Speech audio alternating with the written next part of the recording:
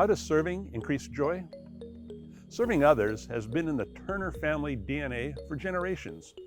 My great or so grandfather, John Turner, was an English missionary serving overseas in Nova Scotia.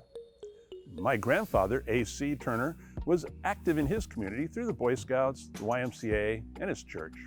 In fact, he was known in the community as Pop Turner, and the Torrance South Bay YMCA's Citizen of the Year Award was called the Pop Turner Award.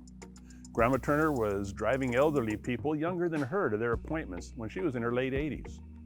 My mom, she volunteered at church, in the Girl Scouts, Sea Scouts, and the PTA.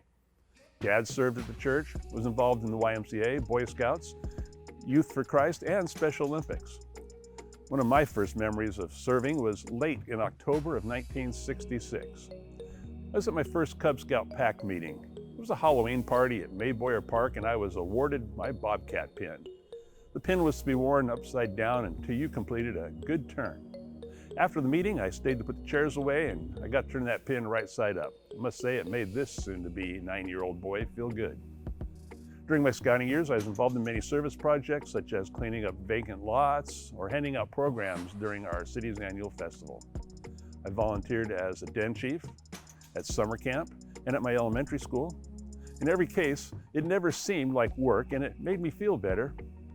In the more recent past, I've served here at Newburgh Christian Church, Northwest Christian Church, Camp Wainema, made short-term mission trips to McKinley Indian Mission, Mexico, Haiti, Honduras, and many served days. I've made friends, been places I never would have gone otherwise, seen and tasted things that I would have never seen or tasted. In nearly all this, I felt joy, and I must say, I've received more from my service than I have given. Now, it also appears that there's a physical reason for serving increasing joy.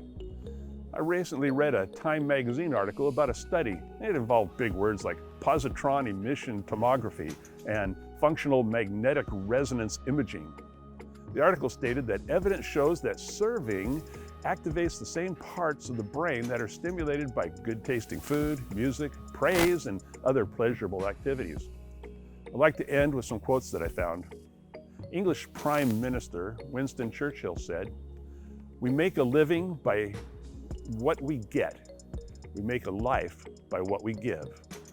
Goldie Hawn was quoted as saying, "Giving back is as good for you as it is for those you are helping, because giving gives you purpose. When you have a purpose-driven life, you're a happier person."